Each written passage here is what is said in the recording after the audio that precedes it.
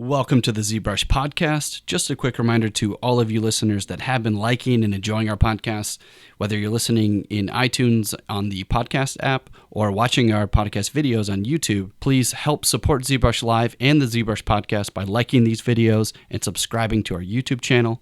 And particularly giving us feedback in the comments section is always very useful for us. Not only does it help motivate us, but it helps us understand your experience and what all of you want to hear more of or less of. A big thanks to all of you that have already done so. We really appreciate all the feedback and help that you've given us in supporting ZBrush Live and the ZBrush podcast.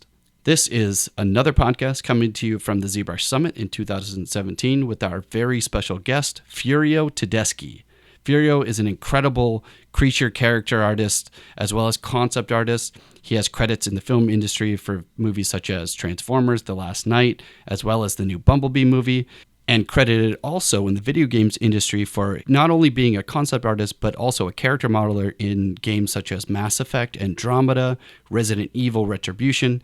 His portfolio is incredible. You can check him out if you go to ZBrushCentral.com or his website, FurioTedeschi.com, which these links will be provided in the description section of wherever you're listening to this podcast. So that about covers it. We hope you enjoyed this episode with our special guest, Furio Tedeschi.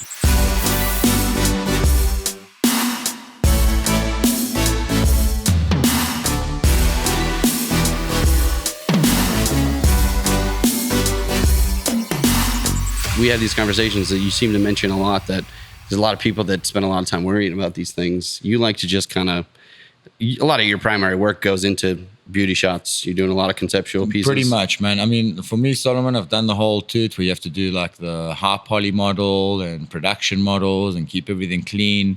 And there was a time that I thought that's a requirement, but you learn to balance things. As you know, for me, like I've done a lot of different jobs and I had to do what I didn't like to kind of find what I really enjoy doing, which is kind of like, landed up in the concept art thing. So for me, it's just basically, it's efficiency. It's come down to efficiency, using techniques that I would kind of previously in my career thought you're not allowed to do that.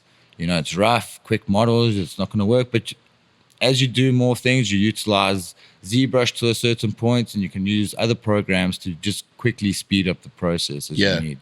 So I've learned shortcuts and cheats. Yeah. Just to kind of get the job done. Right. Because the turnovers are quick, man. They're super it's quick. Like, they're not, you can't do like 2-week concepts. That's not a concept. Right. I'm getting like 2-3 days max to get things out, 1 day sometimes. So it depends. Did it take you a while to get down that workflow to get it to that 2-3 days? How long was it until you kind of figured that part out? Like I think I kind of just stumbled into it because it was basically just the client's needs. Like you'd start off doing a model and then they'd want a high res or something, and then you get to a certain point and like, oh, you can actually do the concept, so start changing certain pieces of somebody else's concept. So slowly doing that, and pretty much just client requirements. So I started using ZBrush to a certain percentage to get the job done, and then going, okay, I can actually do this much in Photoshop, and then from the key shot models, the previs guys, they can utilize your low res. So it's kind of just an evolving process. Even with the way I work, you kind of like, shooting 3 birds with 1 stone. You can get a previs model very quickly. You'll have a high res which you can rotate around. You can now start to 3D print things so the guy can actually hold it in his hand. It's just crazy. And then even from that, you can then take it to the full production model. So a lot of what I've been doing now is cleaning up from a concept. Say I get 80% of the mesh done, and then they need to 3D print a certain piece or a head or something. I'll take 2 more days to clean that up, but I've already got 80% of the work done. You are dealing with the printing stuff too. So you're doing conceptual, you got the asset and because I've done it at home from the last printers that have been pretty cool, man. So playing around with that. And I've kind of got a good idea of what the guys need, so I'm able to prep the models efficiently for them where they don't require too much work, I hope. I'm sure there's some guy still going through the model like, who's done this crap? That's always the case, but I try to get it as far along as possible. And even doing that, you'll see that there's still creative direction taking place you know, because the concepts are usually pretty static. It's one view, two views, three views, maybe. Yeah. Once they can actually see the full model, more changes start occurring. So Right. it's still it's an evolving design process. Yeah. But and ZBrush, I mean, is helping in every avenue of this, from the pre-production to the final assets. So, yeah, I mean, you couldn't ask for a better tool. No, there's nothing better than that. I think that's it. Yeah. I appreciate that you're straightforward like that. You don't really beat around the bush. It's not a whole lot. You just kind of work with what you got until you get what you need. 100%, and try to get the idea as quickly as you can. Yeah. I mean, how did you get started in this? I mean, you're hailing from South Africa. I got to ask you, being from South Africa, what is the culture like as far as digital art? Is there anybody around you that's doing these things? Are you alone in Dude, this? it's non-existent. I started in 98, and I was at art school. We're doing like sculptures, like model school. That was like what I enjoyed doing, working with my hands, with clay and stuff. Yeah. And then a friend of mine said there's a silicone graphics course that's with Maya. So we were like, okay, maybe you like mold things out of silicone, and then with Maya, you scan them into the computer. Mm-hmm. And it just started. It was when Alias Wavefront back just in the came day. out. Yeah.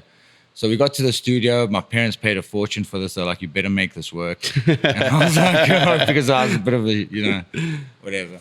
So I went there, and I was actually shocked because the silicone graphics was a computer and Maya was a program. Yeah. That you had to learn to, and it was not what I thought it would be. And it's expensive in those days, though, Those right? days was insane. Yeah. Like proper insane. And then the teacher was literally going through the tutorial book, so there wasn't much to learn. They're learning along with bouncing you. ball, Yeah. This is how you do a bouncing ball, squash it. Oh, I remember those days. So, yeah, I mean, so that's how I kind of started from there, and it was just a hard learning curve for me. But it's something that I've loved to do, and I've always been interested in doing it.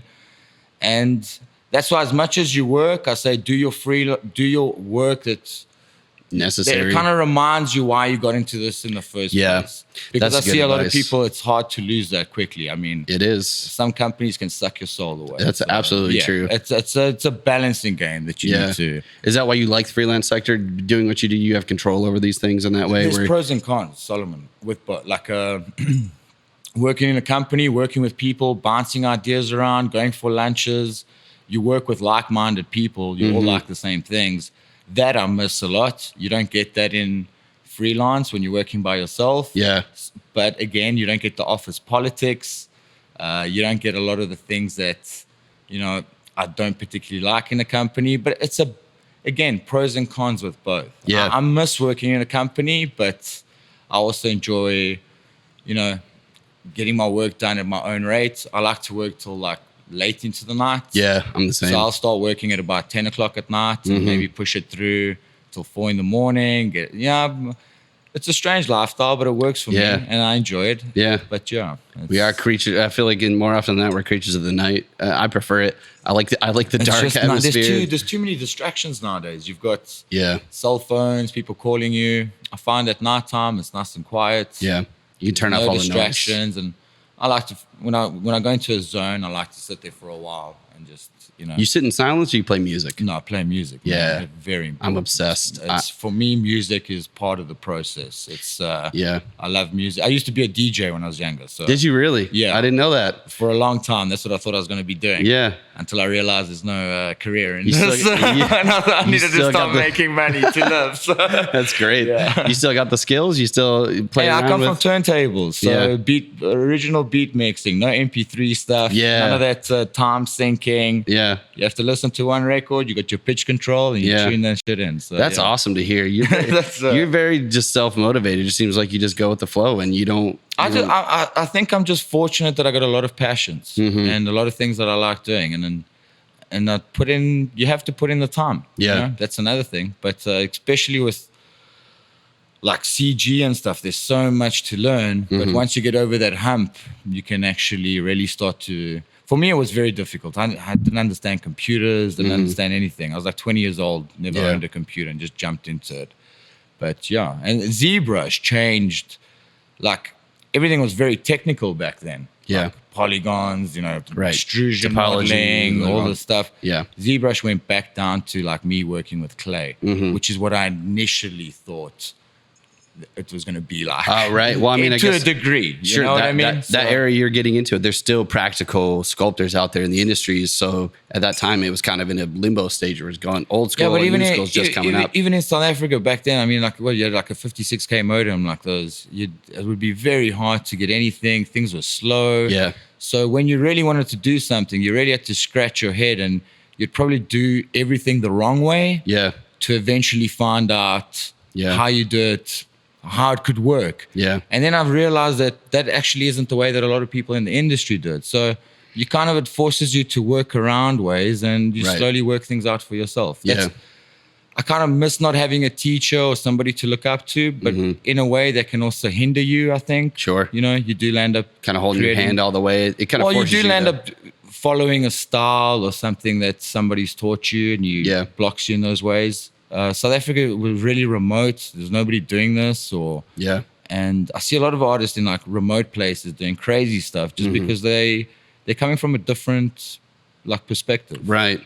Yeah, that's something I feel like I envy you in that sense, where you can kind of detach yourself from this, because being here in the States, especially, like as much as I love it, it's everywhere. It's in your face the whole time. I'm very easily removed from it. Right. I jump online and I see what's happening, and then but you don't once stay I'm offline, too long. but I mean, like all my friends, you're not really into 3D or any of that stuff, so I break away very easily. Yeah, it kind of gives you an escape, I would imagine. Pretty much. Not allowing yourself to be ZBrush is my escape, put it that way. You know, like working in like 3D or doing concepts, like I really spend, like, I get itchy if I don't do something after 2 weeks. I start feeling a little bit depressed. Yeah. Like I need to do my own stuff. Right. Even if I'm working on a project, you take time to do other stuff. Well, it's like I start feeling like a bit down if I'm not working on my own things. The project I'm working on starts to feel dull. So if I'm working on robots during the day, I'll try to do a creature at night. If I'm doing creatures for work, I'm trying to do a robot at night. Yeah. I try to keep it. It's that kind of. Try to keep it. You know. It's a compliment. It's like kind of that hippie mentality where you just kind of you're cruising, you're flowing, you're not getting too caught up in this. I feel like the business side of things really starts driving a lot of people, and they think that I have to be a certain way, but it's not always the case. Yes, and then even in a company, I had the experience where I worked in a game company, like Chrome in Australia, which I loved. Awesome people, super cool studio. But then I ended up becoming a lead artist. I didn't mind doing that. I think we had a successful game. Like while I was lead artist there was somebody helping me. Bruno Rhymes, super creative dude. Without him, I think all of us would have been a bit lost. Yeah. But I ended up in a position where I wasn't doing any more art. I was going to meetings. I was listening to reviews and stuff, and I realized I did that for like a year or two, and I realized I really need to focus on what I love doing. Yeah. Because as much as that was paying the bills and everything, it became... It's not enough. I wasn't just... I wasn't getting to do any work. You know? And I've always relied on doing work at home, and I think that's something that's not only kept me going, like, and interested in 3D, but most clients, if I have anybody that's interested in my work, they're picking through personal pieces that I've done.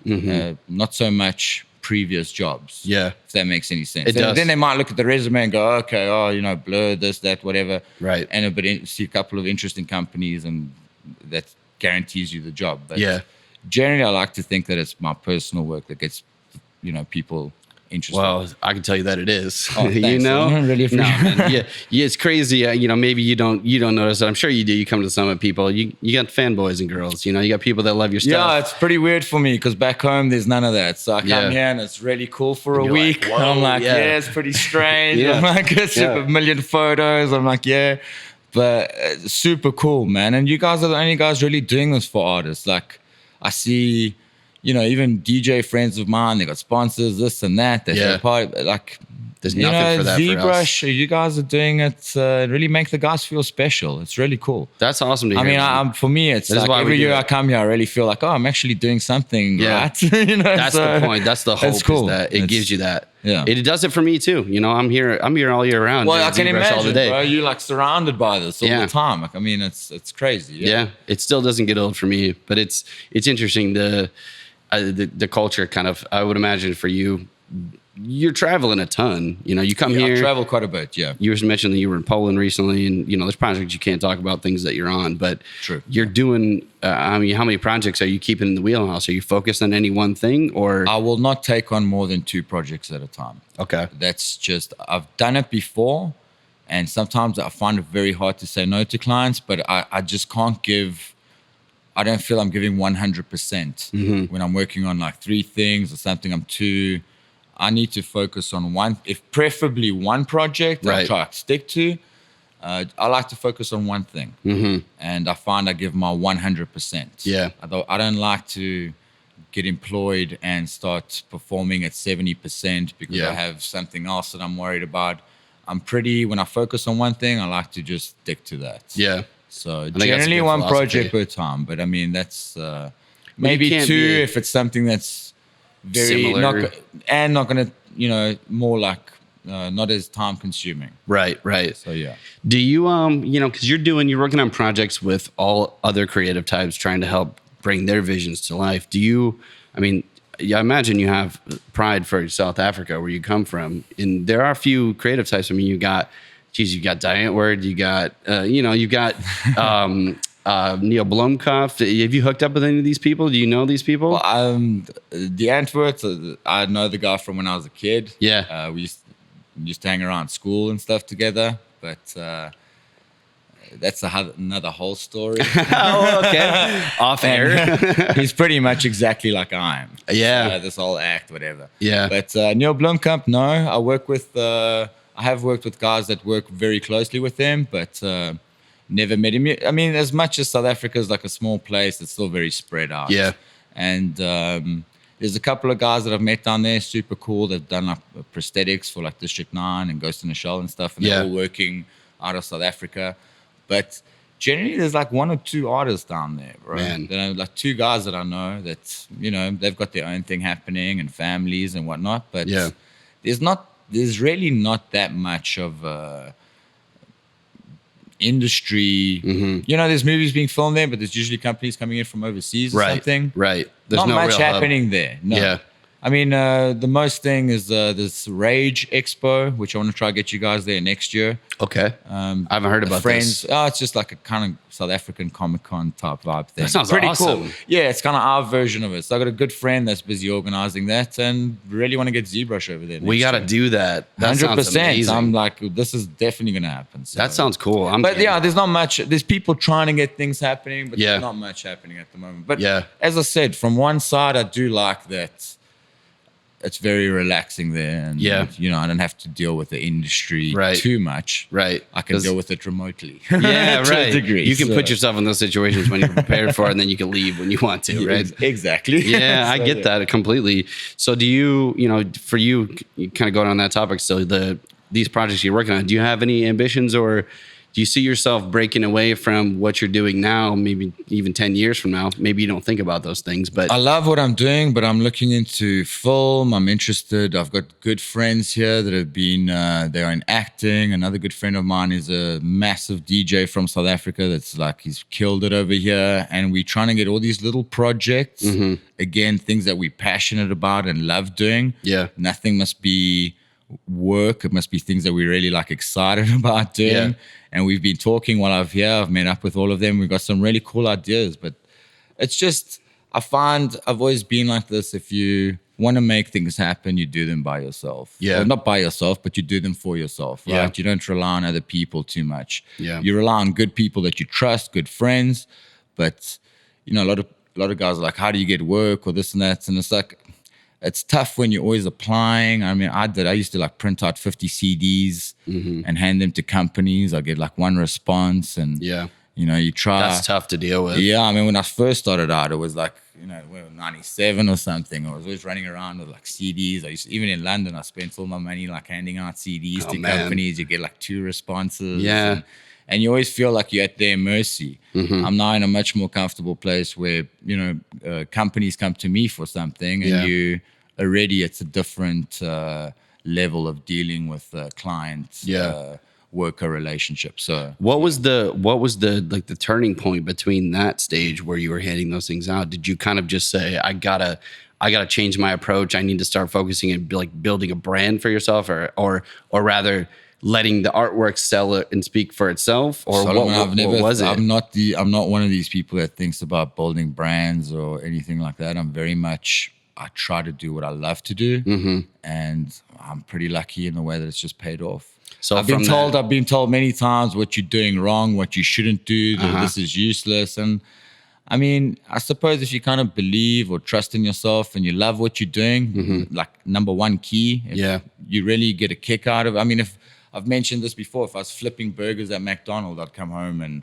do work and screw around on ZBrush and stuff like that. It's just something I really love to do. And I'm glad for that. No, I'm lucky enough that I can work in that. Listen, it's always work. Yes, true. You know, when a guy's going, I need a concept by the end of the day, where is it? This is like total crap. It's not what I asked for. You're like, oh my God. Yeah. You know, you land up working more hours because you're always trying to get things done. But yeah.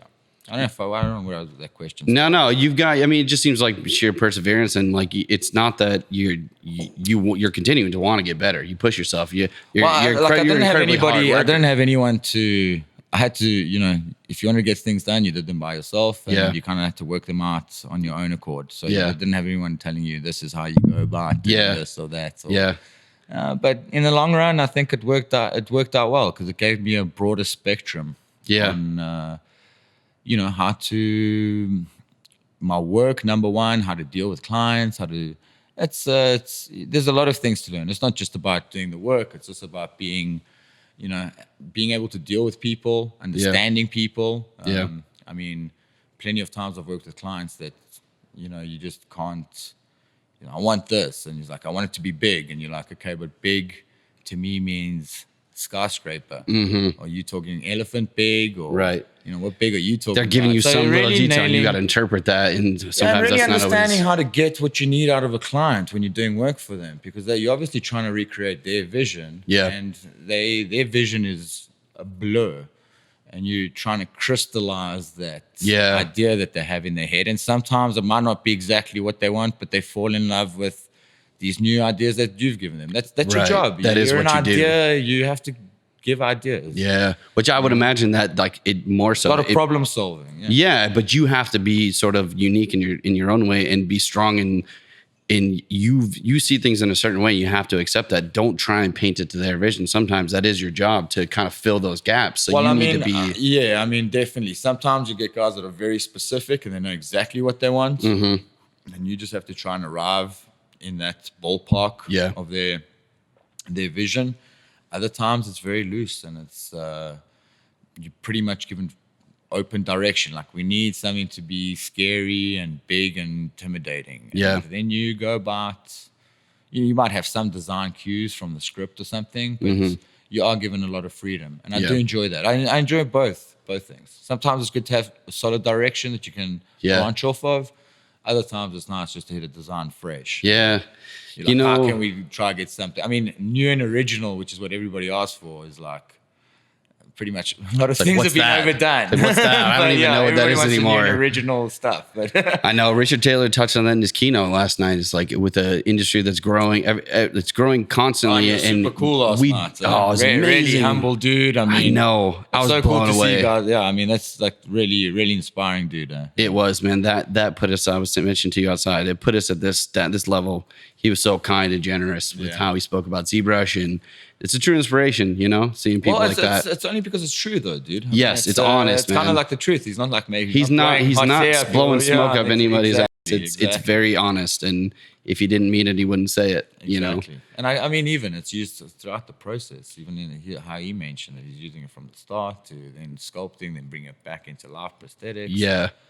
Crazy. Very cool. Yeah, that's cool. It was amazing. I'm going to watch that over and over. But for you, you know, do you ever, what about getting into directing or telling stories? Because you clearly have a vision of certain things that. Well, I don't think I'm at like telling stories or any of that thing. I've got some ideas with visions, but I would always defer to maybe others to.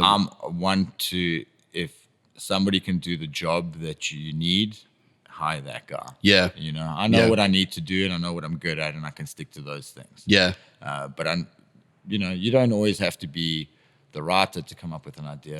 That's true. It's working with people. Yeah. And like having everybody that's on the same page. Yeah. And another thing, like I speak about a lot to guys, like, you know, guys are like companies. I want to work for this company, that company. A company is only a certain group of people that come together at a certain point in time, and they make that company. Yeah. Once those people kind of disperse, and those it's are like a always band that loses the lead singer. You know what I mean? Or like the it's Chili kind of Peppers in the there we old go. days It's and kind the of new days. slightly.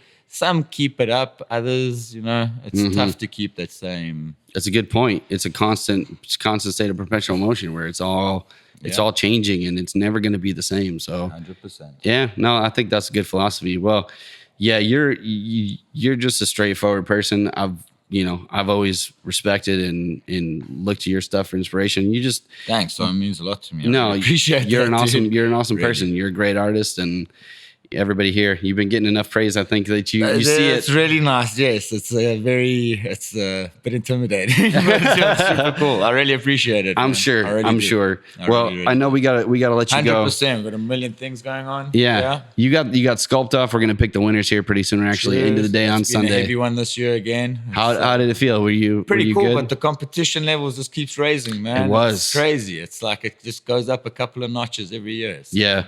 But it's always fun, man. And as I said, how many people are doing this for artists? So Yeah. It's cool. Yeah. It's something that's, I really enjoy thoroughly. So.